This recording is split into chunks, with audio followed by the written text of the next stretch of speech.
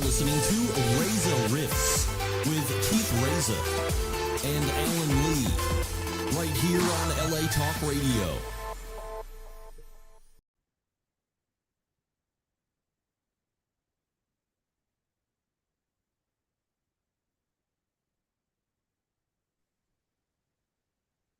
Hey, Hi, Jennifer. how are you? Good. How are you? Good. It's good to see you. Good to see you. Yeah. Gonna make it. Okay, I gotta make my thing bigger because I was doing some Family Guy and I made the thing really small. Oh, that's cool. You do that on your computer now? Yes. Oh, I used to drive 45 minutes to get to Family Guy. It takes me 5 minutes to record. I'm really fast and I usually have one or two lines. And then it takes me another 45 minutes to get home. And then when the pandemic started, I started doing it in my closet. So I have to cover up the mirror and all the hard surfaces with long hanging outfits and yeah, it's easy. I go in there, 10 minutes later, I go out, make myself a sandwich, enjoy my day. do you And think? they don't even record at the Family Guy offices anymore. Everybody's doing it at their home. I was going to say, do you think that's one of the good things about this pandemic is that you could just work at from home instead of the 3 hour traffic?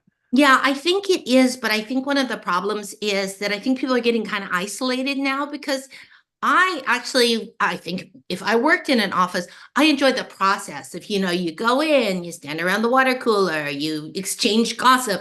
I mean, all the things I said are like time wasters. But I actually think that that's the kind of thing that you like. You're interacting with the world. Like, I hate how everything's becoming so automated. Like, when you go to the airport, there's all the little kiosks. And, I usually travel business class. So I stand in the business class line like a really lazy person. But I like saying to the person, oh, well, hello, how are you? They print out the thing, they put it on your little suitcase for you. Lots of times the business class line is a lot slower than actually going to the kiosk and doing it yourself. But I really like interacting with people. Even you go to coffee shops like McDonald's now, you have to do the little thing. You have to Oh, put your yeah. on that grimy little window that everybody else has been touching. But I kind of learned to enter are we in the 21st century? I've kind of learned to enter the modern age. Oh, that's awesome. Well, thank you so much for doing this. I mean, I know we're Twitter buddies and stuff, so it means a lot to me that you took time of your busy day to do this for me. Oh, you're welcome. Yeah. Now my okay, now my phone is now my oh what happened? You went away. Uh, Sorry. it's all good. I tried to oh no, where did it go? Zoom. Oh, there you are. There you Oh, are. Okay. hi, All right. Jennifer. Okay. All right now. All right, here we go. Okay. Yes. I'm Awesome. really happy. Ever since I met you, I remember when we first started interacting is sadly when our dear friend Norm Macdonald passed away. Yeah. And you were posting you found all these beautiful clips and things and posting pictures of him when he was a child and everything. And so that's, I think, when I met you. And then I saw you again at his all sad stuff at his memorial. But, we both love Norm so much. And you have like the greatest Norm stories. And then I listened to the interview that Norm did with you. And I don't know. I just think that that's very sweet, your friendship and how he mentored you. And, Yeah. yeah, so I've been wanting to do an interview with you for a long time, but I'm like so busy and my favorite thing to do is sleep. And so I'm glad Yeah. I finally got around to doing this podcast. Yeah. Well, I'm so glad that you dropped the restraining order for this. So this is Drop the awesome. restraining order. Uh, but yeah, I wanted to ask you because I don't know if this is true, but I heard that you auditioned for SNL. Is that true, or is that like? I did. It Oh, was way back. It was when Lorne Michaels first came back, and that was the mid 80s. And I did a play called what was it called? Uh The Baby with the Bathwater. yeah. Baby with the Bathwater, a very surreal play where I played 4 or 5 different characters. And somebody from Saturday Night Live, it is like that old fairy tale. Like somebody comes into this little theater, it was LA Public Theater, sees me and thinks I would be great for Saturday Night Live. And I remember I went in and I met Lorne Michaels. Went in and met Lorne Michaels, and I really liked him. He was very cool. We just talked for an hour. The thing that I remember him saying was, oh, this is one of the things I didn't like about when you did television in the 80s. And if you look at 80s television, you'll see that women are always wearing these weird silk dresses, like Kiana dresses, which nobody in the 80s ever wore in real life. Like on Cheers, Shelley Long wears a lot of them. I would always bring my own clothes, you know, because I wanted to dress like a person actually dresses in the 80s. But my ex-husband Sam said they do it on purpose because they have an eye on syndication. So they don't want it to seem dated. They don't Oh, want that it makes to sense. be like, oh, this was obviously made in the 80s or in the 70s or whatever, because look what he was wearing. But that's what I think is really fabulous. Like when you're looking at the Cher show, for example, it's really, really 70s. Like I like looking back and seeing how people are wearing because it's nostalgia. But in fact, in Hill Street Blues, I wore some of those nondescript dresses that nobody wears. It's like what a real estate agent would wear today in her 40s. But I was in my 20s when I did Hill Street Blues. So anyway, he said, I always want everybody to dress like they would dress. And he said, I think it's really important. He liked the idea that Saturday Night Live would be a time capsule. When you look at Saturday Night Live in the 70s, when I was in college, when you look at, you know, Chevy Chase and Lorraine Newman and Gilda Radner. And my favorite part was always when they would come out at the end, they're playing music and they're all kind of having a kiki and hugging and talking on the stage. You're always like, I want to be one of them. And they'd be wearing their real clothes and they'd always be so cool. Like the girls would have platform shoes on and stuff. And he said, I want the girls to dress the way they dress. And he said, I asked Lorraine Newman because I do a show called Celebrity Autobiography with Lorraine now. She's like, I don't remember that. He said that he let Jane Curtin and Lorraine Newman, they wore silk underwear. He's like, yeah, we put it in the budget. If they want, they can wear silk underwear if they want. I don't even know how that came up. That's a weird thing. But anyway, so then they wanted me to fly to New York and test for it. And I remember I was on a plane with not downtown Julie Brown. Julie Brown, Earth Girls Are Easy, Julie Brown. Right. Okay. Julie Brown, my memory isn't what it is. The guy that does John Lovett, Julie Brown, John Lovett, the one that did the Weekend Update. Kevin Nealon? Or No. Dennis Miller? Dennis Miller. So we were all flying to New York and they said that they were going to cast like 5 people. And we were all excited because we were like, oh my God, we're so brilliant. And we're in like Flynn, obviously. We're going to get the parts and, you know, maybe they'll cast one other person. And then we got there and there were more people. And I remember they brought Joan Cusack out from Chicago. Yeah. And I was like, oh, she's so cool. And this was in the 80s. She was wearing, this is a style in the 80s. She was wearing ripped jeans with lace leggings underneath. So the rips showed the lace leggings. And she was really, really quiet. And I walked into her ran into her after the audition. And she says, I'm going home and I'm really sick. And she was like sniffling and sneezing. And I go, what did you do for your audition? She said, oh, I did some characters and I did this character that's like a grandma and everything. She was like, they seem to like it. And so we were all very exuberant. But then Dennis Miller went to Lorne Michaels' house for dinner. And Lorne Michaels was dating this other girl that got in. I forget what her name was. Nan, or do you remember? I don't know. But I can't remember anything past yesterday. But he was telling us, oh my God, he has this huge, like he had the entire top floor of this building in New York. And he was describing like the bathrooms and how you just wander around forever, get lost. And then we were all kind of jealous, like, oh, and I think he said that Lorne told him he was in and that he wanted him to do Weekend Update. And he was like, that's fine with me. He's like, I don't know how to act or do characters. I'd love to do just Weekend Update. And then when we were doing our audition, Anthony Michael Hall was there with Robert Downey Jr. And I did Johnny Be Good with Robert Downey Jr. And Anthony Michael Hall. But Anthony Michael Hall was a huge star back in the 80s.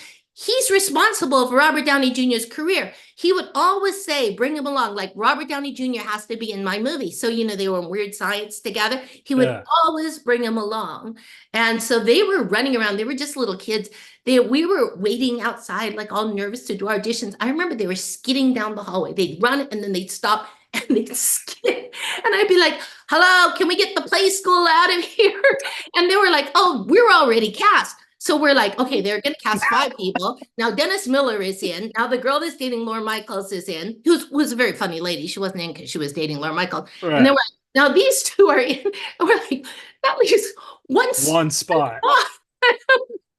Then that night we were walking out with John Lovitz and he was in such a dark mood. And we were all really happy. We're like, oh my God, can we get rid of Debbie Downer? Because we were all still very optimistic. Maybe they're going to add more than 5 people. We were really happy to be in New York and be part of The Chosen. And he was like, oh, my audition was so awful. Oh my God, it was terrible. And we're like, you're killing our buzz, dude. And then he was the only one out of all of us that got in. But it was a cool experience.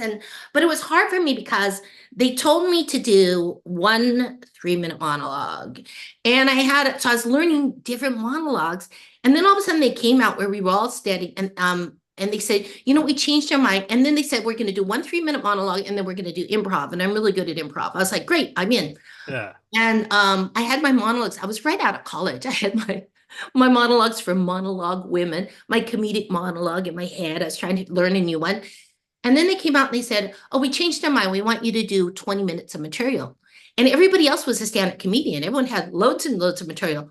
I just had my 1 little monologue. Yeah. I did my monologue and Laura's like, no, Lauren's like, And then he goes, can you do another one? And I was like, okay. I tried to think of another monologue I learned because you learn them in college to audition with. So I did another one.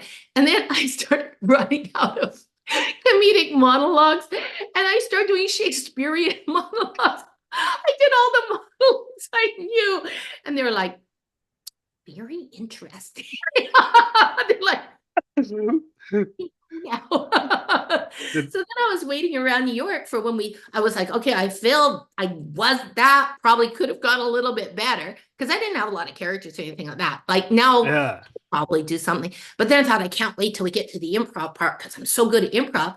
And I was waiting around and I didn't hear from anybody. And I called my manager and I go, hey, when are we going to do the improv part? He goes, oh, you can go home. Everybody went home. I'm like, what? He goes, yeah, they're not going to do any more. Oh my God. Audition. And I was like, oh, okay. So you were in New York this whole time? What? You were in New York? I was in New York for a couple of days after I guess they made their decision. They might even have made their decision before we came out. We kind of knew something was up when half the cast went out with some other people. We were out with we went to a barbecue place with Al Franken and Dave. And we're like, we're with Franken and Dave, like and the other people are out with, I forget, like the elite of Saturday Night Live. We're like, and we're having barbecue and they're at a really fancy restaurant. I think we qualified as and others, like we're going to audition so-and-so and so-and-so and others. So, but it was quite an experience. That was actually the most disastrous season of Saturday Night Live. People back then can remember at the very end, they had an episode where the entire Saturday Night Live sketch was burning down. And Lauren came running up and the only character that took off was John Lovett's liar character. And he goes, like, the building's burning down. He's like, John, come with me.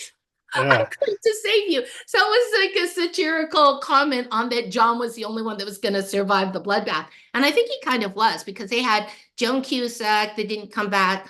They had a lot of actors, like comedy actors, but not comedians. Yeah. And they had Anthony Michael Hall didn't come back. Robert Downey Jr. didn't come back. Hardly anybody came back from that season. And ironically, the season before was pretty phenomenal. That's when they had Billy Crystal and Christopher Guest and some others. But, Lauren's a genius. I mean, the fact that Saturday Night Live is still going strong, like 30, 40 years later, is a testament to his skill. No, definitely. I think Tina Fey is going to take it over when he retires, Oh, that would be awesome. Break the glass ceiling. I mean, Tina Fey is a great comedian. There's sort of a trope that women are not good comedians. And I think she kind of she disproves that. And she's a great performer, but she's a great writer also. And she's got a very level head on her shoulder. I remember when in the 80s, we went to see Punchline with Tom Hanks. Yeah, Tom Hanks and Sally Field. And they were playing stand-up comedians. And Tom Hanks was great, and his material was really dark and sharp and edgy. And then Sally Field was supposed to be Roseanne. Her material was so lame. They always say like, oh, women comedians, they always talk about being on their period or stuff like that. And it was basically that kind of writing. And we were like, I cannot believe these two comedians are supposed to be equal. And Sam said, that's because Tom Hanks hung out with real comedians and wrote all his own material. And Sally Field came in, as an actress would do, and did the material that was on the page. So it was very lame material. So yeah, I was like, well, this is just sort of almost like if the storyline was women are not good comedians, it would be really good. But the storyline is that they are both equal comedians. Well, see, I think you also like discredit that whole thing because you're very funny yourself and you don't do stand-up. You're just a comic. You know what I mean? Like you're a When I comic first came actress. to Hollywood, and you're always looking for ways to break in, and this was a long, long time ago, I was Yeah. very optimistic. I just learned to drive, and I came out to Hollywood. My first play I did was an all-black version of Vanities, way down on Slauson in Normandy, where the riot started, the exact corner where the riot started. Remember, they pulled that truck driver out of a truck, and then the guy that got I beat was up a kid, but yeah, I Yeah, we remember. all just get along. Well, that's where that was the very first play that I did. And I remember all the other actresses were Black, the whole production company, everyone was Black. And then what it said in Dramalog is multicultural, we're casting multicultural production of Vanities. I was so excited. I was like, it's starting, it's starting. I'm in Hollywood, and this is a play I wanted to do in college. But unfortunately, I never got cast in anything in college because the whole drama department thought I was really talented. In fact, my freshman year, there were only 2 people my freshman year that they told us we needed to change our major because we had absolutely no future in show business. And it was me and this fat girl named April. So the 2 of us, they said, and I'm like, well, I don't think April has a future in show business, but I can be a star. Right. So anyway, I didn't hardly ever got cast in anything. So Vanities was one of the plays that I really, really, really wanted to do, and I didn't get it. So I had just arrived in Hollywood.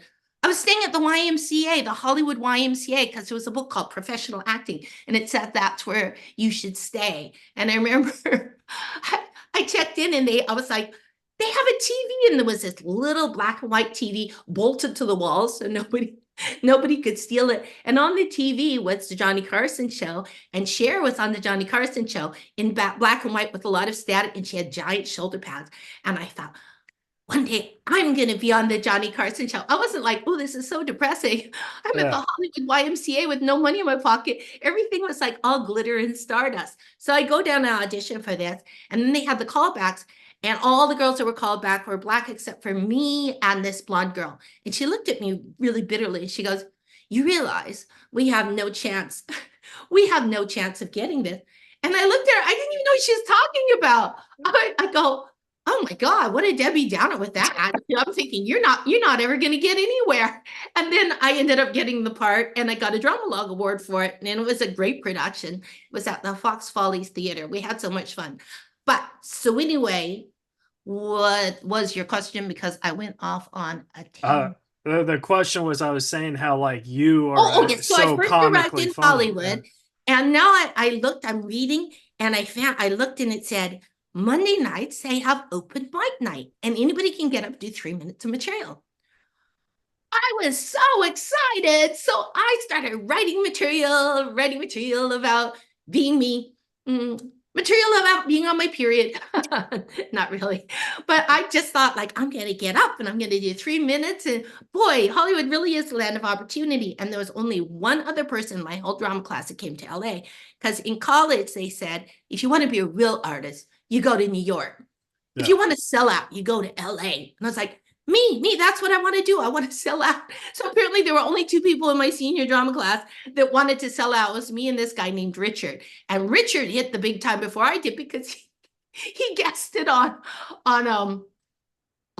The Dating Game. He was a contestant on The Dating Game. Oh my God. And The Dating Game is so awful because it's like, well, a lot of times they'll have comedians on, like I think Steve Martin was on it and everything. And the comedians, they don't want to win because then they can't come back. The key is to be really funny, but maybe a little disgusting so you don't get chosen and then you can come back. I think they get paid a little bit to be on it. But the people who aren't comedians, I think the writers write this really awful material for them, like really obvious jokes. Like the contestant will say, what, if we're in the produce aisle at Ralph's, what fruit reminds you of me? And then obviously the guy's supposed to say, oh, the cassava melons or the watermelons, the cantaloupes. Right. What vegetable would remind me of you? The cucumber. That's the kind of material he was doing. And he had a big party and his friends came and they're like, you're so handsome, because and he wasn't that handsome, because Right. every time he said something that he thought was clever, he'd smile, and he had these gleaming white teeth, and they'd be like, Richard, you're going to be a star. You're so good looking.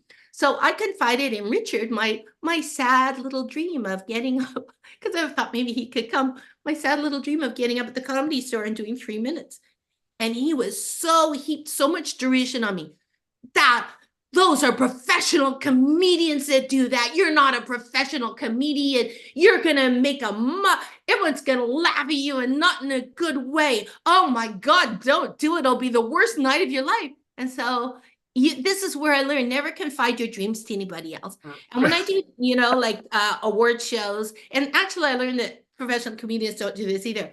Oh, because I write my own material a lot of times, because they'll write jokes for you, but my jokes are better. And Right. so, but when I get up, when they have a rehearsal or whatever, I never do my joke. Because if you're doing the joke in a half empty room with technicians and people don't laugh at it, you're going to lose your nerve. Oh, So yeah. I go up and I do sort of a fake joke, or I'll say this, or even whatever's on the teleprompter or whatever. And then when I get up in front of the audience, because I know it'll work. Sometimes if you're selling it, because my jokes are kind of silly, like they don't make a lot of sense. Like you're not going to read it on the page and say, wow, that's the funniest thing I ever read. It's all in the delivery. But yeah, so but then when I watch other comedians do it, they don't do that. I had all these tapes in. There's a really good DVD series in the 80s, and it's called, first of all, they told us in college, you can't teach comedy, but you kind of can. I mean, you have to be a naturally funny person, but there was a really good book that I had called The Craft of Comedy, and it was talking about the technicalities of, of comedic performance. And then I had a bunch of DVDs that I bought. They're so good. It was comics on comedy, and it was a 1 hour conversation with Johnny Carson, with Woody Allen, with all these comedians. I still have those DVDs, but they were really, really great, and it was the comedic sensibility. And I personally prefer comedy because I don't like to cry. Like in Chucky this season, Don wrote these scenes where Don Mancini, who created Chucky, he wrote these scenes where I'm going to the death chamber, and I'm really unhappy because I haven't heard from my kid, Glenn and Glenda, Gigi. Yeah. Sometimes Glenn, sometimes Glenda, but now called Gigi. So he wrote these scenes for me, and I was like, oh my God, I have to come in and cry all day. I can do it. I don't enjoy it. This is why I like the character of Tiffany, because she saunters in, she says something snarky, she smokes a cigarette, she puts it out on the floor, she saunters out. It's like the greatest job in the world. And, I don't get paid. If I have an episode and I'm in every single scene, that's a lot of work for me. If I'm in an episode and I have like half a page, I get paid the same. So I prefer to make jokes than wallow. And it's really funny because comedians are not revered in the academy. You see, I'm looking at myself. This is why I hate Zoom. I'm like, oh, my hair. It's like, but comedians, like, I think comedy is the hardest thing in the entire world. Like, for example, Jim Carrey, comedic genius. Like what he did in Liar Liar, nobody else can do it. But comedians all want to be serious. And we should talk about what you did in Liar Liar, though, because like when he's playing off you, just your emotions and your movements, I thought they were funnier than sometimes his jokes. Thank you, Keith Reza. Well, it takes a lot of comedic chops, I think, to be the straight person.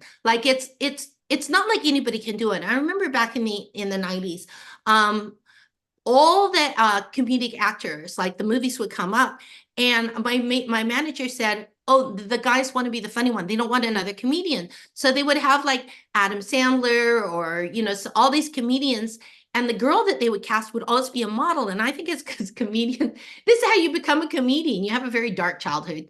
We know comedians are very dark. So then now they want their leading lady to be the person that they couldn't get in high school, like the popular girl. Yeah. They don't want Janine Garofalo or Jennifer Tilly or Joan Cusack. They want the really cute blonde girl. And a lot of those girls that I lost parts out to in the 90s, and they just got married usually to the comedian they were starring with and had babies and kind of went away. But I do feel like it takes a lot of precision to understand how many beats to do a deadpan, understand how many beats to take after the guy does something ridiculous, and whether you should come in really loud with your line or really soft with your line or really flat with your line.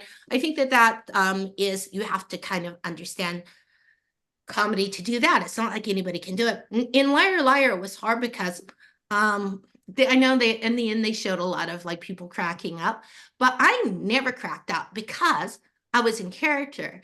And I was a gold digger that hired Jim Carrey to be my lawyer. And I'm appalled at his behavior. Like, why would I laugh? Why would I think it's funny? So as long as I was in character, it never made me laugh. It was just like, oh my God, this is horrible. I thought that this guy was supposed to be the best there is, and look at his shenanigans. But if out of the corner of your eye, you see the other actors cracking up, then it takes you out of the scene. And then now you're looking as a viewer and you're like, oh yeah, I guess it is kind of funny, but then you have permission to laugh anyway, because everyone else has already ruined the scene by laughing. And the director said to me, he goes, Jennifer, when we did Pet Detective, or the last movie that Jim Carrey did, he said, you would not believe how many takes were ruined by the other actors cracking up. So yeah, so it's hard with Jim Carrey because not hard because he's brilliant, but he would never do the take the same time. He would never do the take the same time twice. He would always do it differently. And actually the very first day when I come in, I'm a little nervous. I'm in a major motion picture with Jim Carrey, who's getting $18 million, which at the time was like one of the highest paid actors in Hollywood. And so the first take or two, we were doing The Master, I was leaning forward. And the third take, I thought, why am I leaning forward? I'm the rich woman that's hiring him. I'm the one that's in charge. I'm the one that's going to decide if he is good enough to plead my case. So I leaned back like that and I felt really comfortable. And the script supervisor ran up to me. She goes, Jennifer, in the first two takes, you lean forward. You have to keep leaning forward. And I said, well, we haven't shot him. We haven't like set the master yet. And She goes, it doesn't matter. She goes, I learned everybody in Jim Carrey movie, and this is why some people don't like working with him, has to do exactly the same thing because Jim's all over the place. And she said, we never know what we're going to cut together. So it's important that the other actors are doing the exact same thing. So if we use take 17 of Jim and cut back to you, now you can't be like, oh, I'm exhausted from all these takes. You have to be doing the exact same thing you were doing in take one or take two. And then also when he's improvising, you can't improvise back. If he's like, oh my God, the aliens came down and there was a spaceship and they came out and they said to me, you can't say, oh, what did the aliens look like? Or they really made that noise? Or what did you say? You have to say, get back to the script as soon as possible. You have to say, well, okay, but what about this deposition? You are not allowed to improvise back to him, which is hard sometimes. I mean, sometimes you have to acknowledge the craziness, but that was basically a rule. And when we were doing the publicity, the director came up to, when we were filming, the cinematographer already said to me about 2/3 of the way through, he said, Jennifer, I worked on Godfather 1 and Godfather 2. He said, already we have shot more footage than both of those movies put together. Oh my God. This is the thing I learned. It's never time for your close-up in a Jim Carrey movie. Because once I thought it was my close-up, I didn't understand how it was. And a third of the way through, I kind of boggled my lines a little bit. I went, oh, I'm sorry, can I start over again? And there was like an intake of horror. And I looked around and was like, oh my God, I can't believe she did it. Suddenly I realized there were 4 cameras and only one of them, even though it was ostensibly my close-up, only one of them was pointed at me. There was like a 2-shot on us and a close-up on Jim in case he did something funny, thought of something funny to do during my close-up. So they filmed so much footage. They always had 4 cameras running all time. And, because you're trying to catch lightning in the bottle. And I'm just going to say, Jim Carrey is a genius. And I personally loved working with him, even though sometimes we do 18, 19 takes, because he was very generous to me. Like the very first day, and I was nervous. He goes, Jennifer, when I'm leaving the room, grab my ass. And I'm like, grab your ass? And he's like, yes, it'll be great. And I was like, okay, well, I don't normally grab the $18 million ass when it's not in the script, but Jim told me to do it. So I did, and it was great. And then he called up, he was engaged to Lauren Holly at the time. She was filming in San Francisco. And he called her up. He goes, I had the greatest day. First, Jennifer Tilly grabbed my ass, and then I made out with Amanda Donahoe all night long. And Lauren goes, how did it? Honey, I'm going to be right there. She flew back. She would fly back every weekend just to kind of keep her eye on Jim Carrey, and they ran off in the middle of filming and got married. That's where he was in such a good mood. He was so in love. Everything I did reminded him, Lauren. I'd be reading a magazine, and he'd go, "What are you doing?" I'd be like, "Reading a magazine." He'd go, "Lauren reads magazines too. She loves magazines." It's like he was like, "Hey, are you reading?" Lauren loves to breathe. She does it all the time. So, and then the last line, it's always good for the villain to have an exit line, but in the script, they just had me leaving when I lose the case. And Jim Carrey goes, "Whichever when you go out," because we weren't allowed to improvise. I'm sure I would have thought of something. He says, "Don't you have a giant check you should be writing?" And so he gave me that line.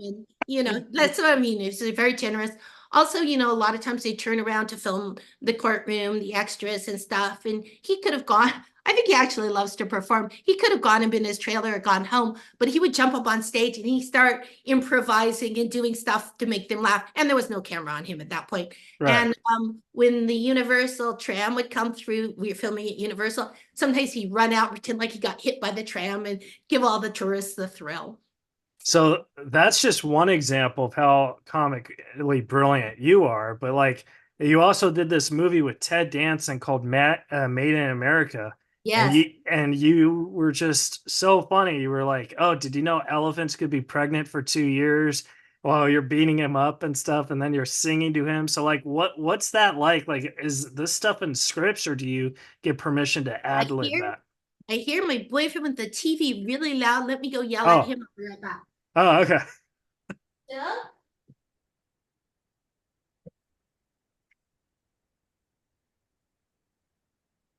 It's not. It's not, Phil. When I was turning my phone off, I turned on the Sonos. So let's see what's happening here. Oh, okay. I don't. Oh, okay. My phone went ting like I had a message, and then okay, sorry. Oh, no worries. You're so professional, and I'm like, wait a minute, I hear something. Let me go to the. Okay, give me that. What is that question again about the elephants being pregnant? Oh, so like in Made in America, like when you were beating up Ted Danson while giving him a massage, you were like singing to him and saying, "Did you know elephants are pregnant for 2 years and stuff?" So like, I was just wondering, like in a movie like that, is that in the script, or do they say, "Jennifer, just work your magic and try"? And actually, that was in the script. We had Carrie Fisher was the script doctor on that. Oh, and she nice. loved me. She wrote that song. She's like, "Let's give the little girl a song," even though Carrie and I are basically the same age. But I heard she wrote that song especially for me. She didn't write the tune. She wrote the words.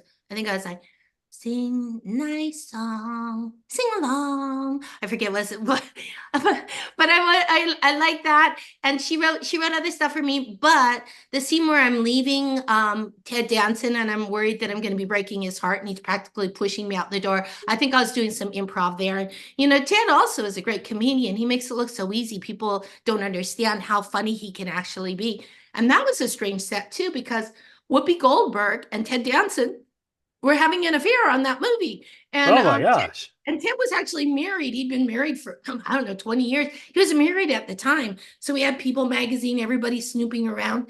But I didn't realize it. I mean, I found out later on, but I remember once at lunchtime, he went into his trailer and she had hired this 3-piece, what do you call it? Trio, like people with violins and, like a Titanic band type of guy. Yeah, like a Titanic band to serenade him.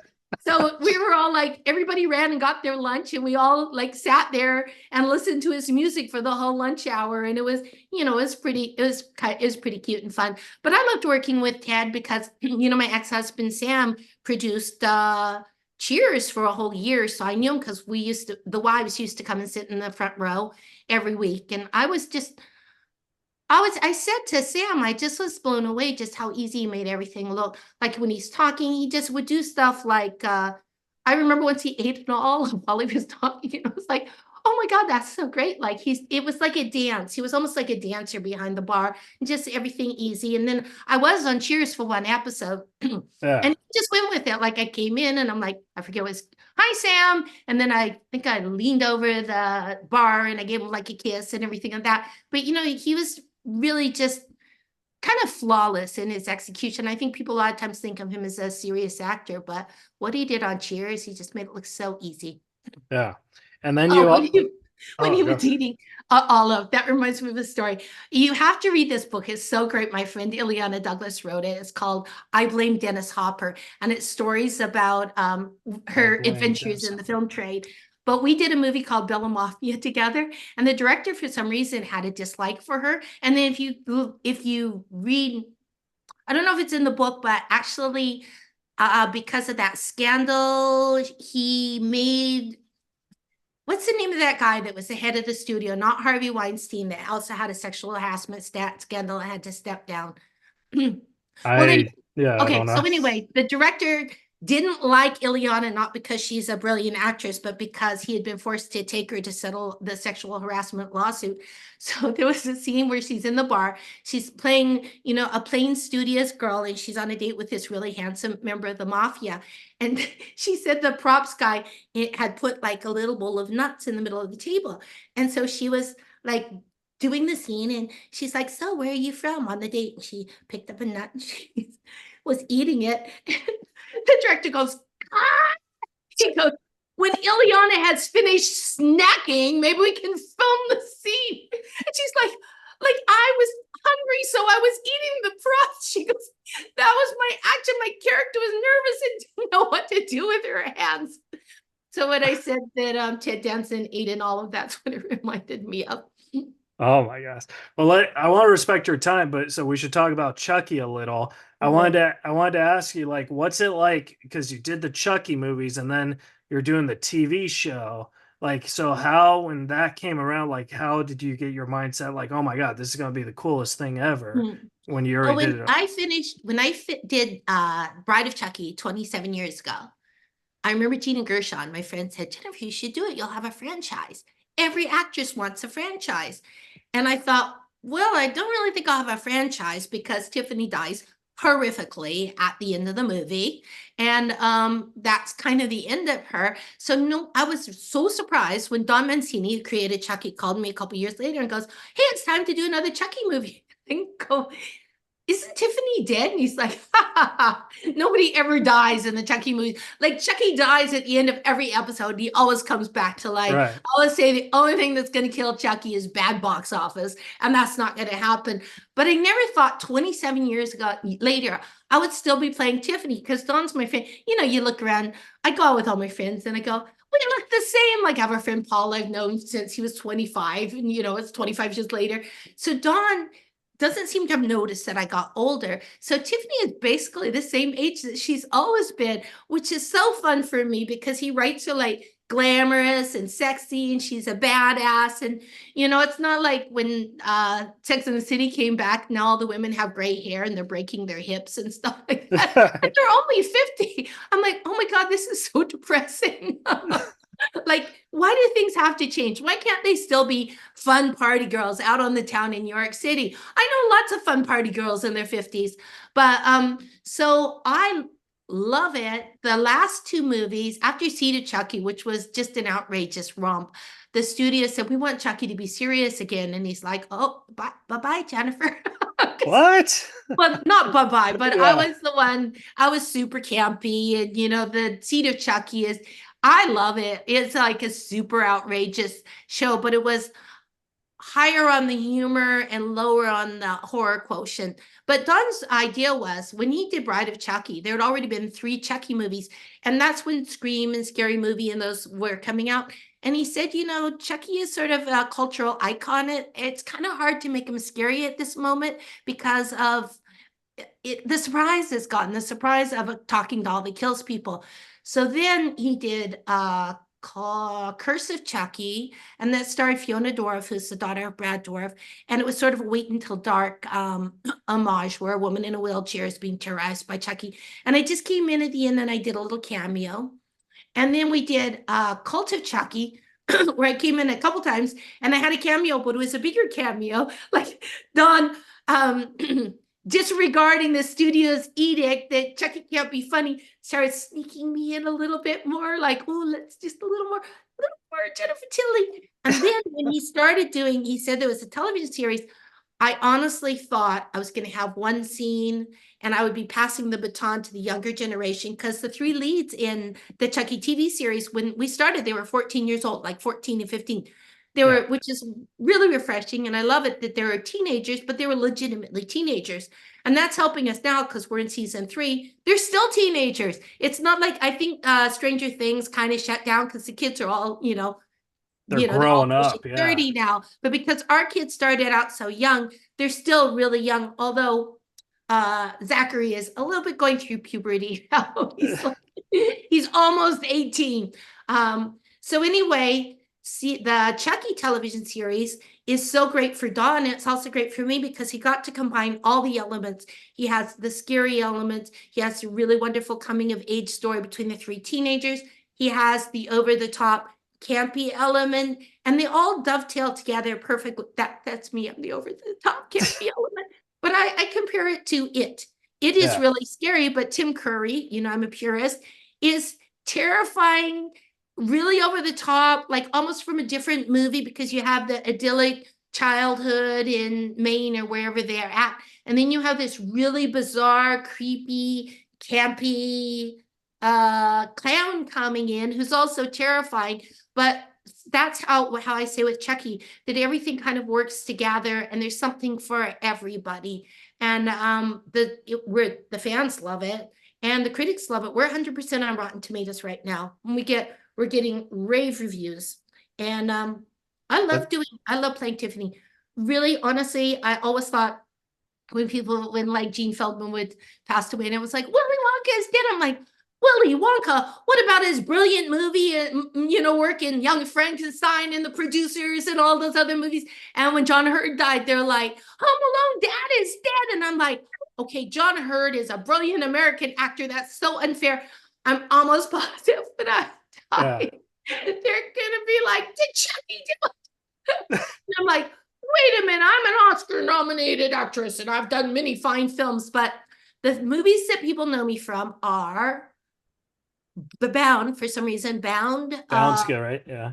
Chucky, and maybe Liar Liar, and people know me for my poker playing. Yeah. It is really not Willis Over Broadway, oddly enough, which is the movie that kind of put me on the map. But I've done so many films, and even the bad films. I wouldn't say they're bad. People love the bad films. When someone says, "Oh, I saw you in this," I never say, "Oh my God, I'm so sorry. I had to pay there was a leak in the roof and I had to do another roof."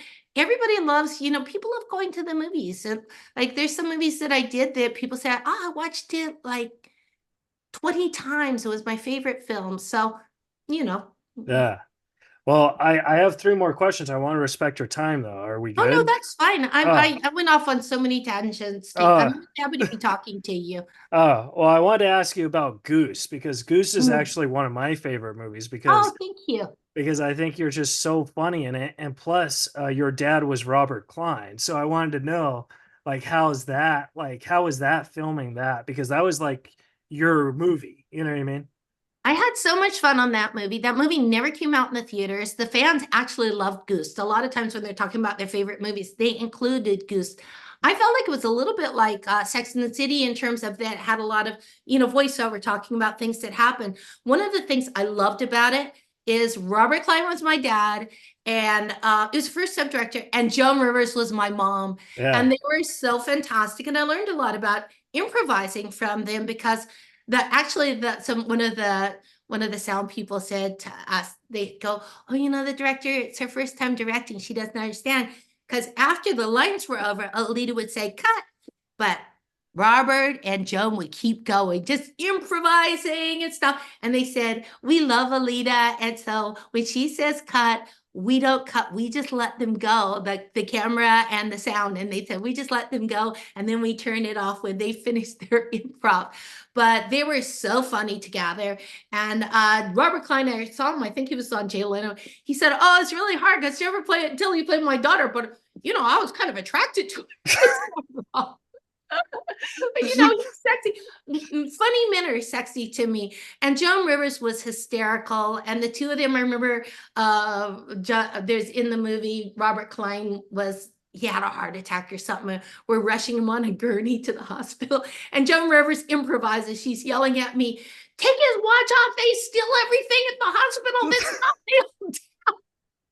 Like they come up with that kind of stuff all the time. It must have been really nice for them, you know, to be able to improvise together. And then because it was my character's quest for a man, I got to work with all these great co-stars. Like I had a kissing scene with Gilbert Gottfried, who I really liked. And I Oh, think I Gilbert, loved Gilbert. Yeah. I don't know if he was asking me on a date or whatever, but he was kind of like, hey, do you want to go and do the such and such, you know, which I would have, except for I had to film the next day. And a lot of different actors like Damon Wayans and yeah, I had so many scenes with all these great comedians because Alita Chappelle, who directed the movie, she's a casting director. So she called in a lot of favors and got a really great cast there. But it was fun too because my character goes from being a teenager to I guess like 30-ish. And when she got married, she was dressed like she was dressed like Madonna and like a virgin when she got married. We had so much fun with the costumes. The costumer was Coppola's daughter. Coppola came and looked at the movie and kind of gave Alita some advice on how to put it together. Yeah. I mean, Robert Klein is probably my favorite living comic right now.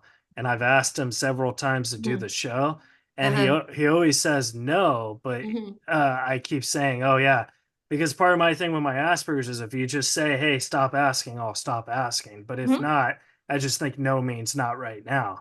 So he keeps saying 6 months, and then he said, all right, I'll do it in 6 more months. So like, I'm like, you know, so he's so nice because he's so sweet when he says no. You know what I mean? I don't know. He probably means 6 months. I cannot tell you how many people I said, oh, you know, I'm going to do your show, but I'm really, really busy right now. And, you know, ask me again later. And I'm now kind of guiltily thinking of some of these people where I still mean to do their show, but it's been like a couple of years since they first approached me. I don't know. It's just like, you know, it's hard to put something on the docket, but I'm glad we had the opportunity to do the show. And, this is fun. And then I have 2 more questions. This segment is called Searching for John Cusack. And I wanted to know, in your words, what was it like working with the great JC? Oh, I was like, did I work with him? Yes, I did.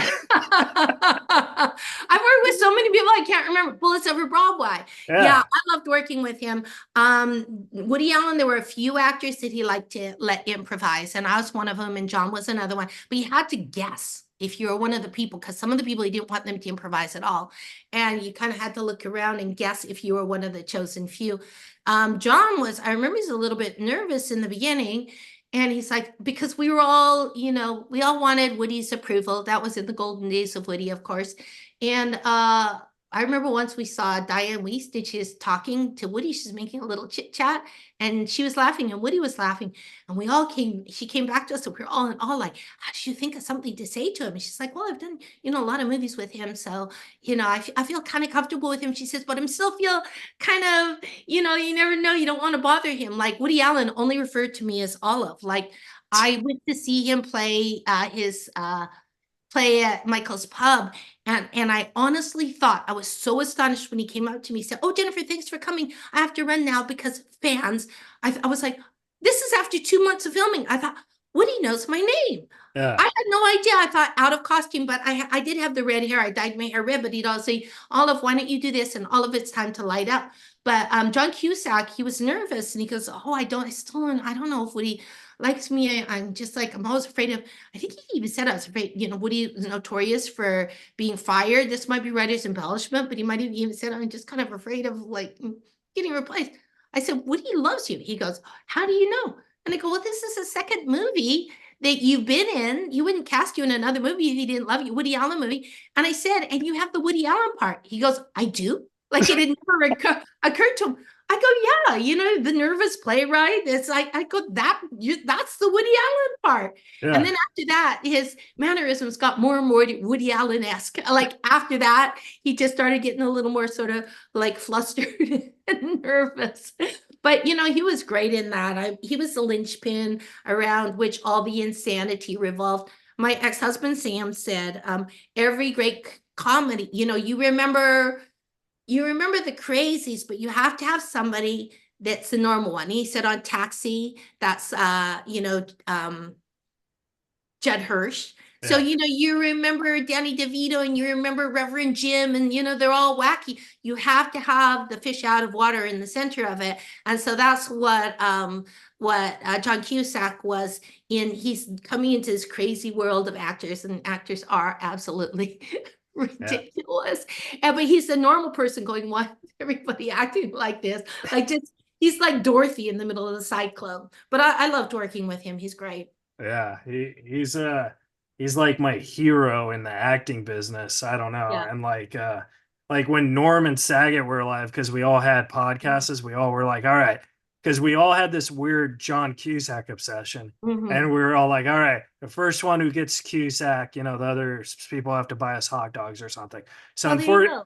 unfortunately, I'm the only one standing. So I will but buy you hot dogs if you get Cusack, and I will get you that'd be all beef awesome. hot dogs too. I'm not gonna get you those hot dogs with filler.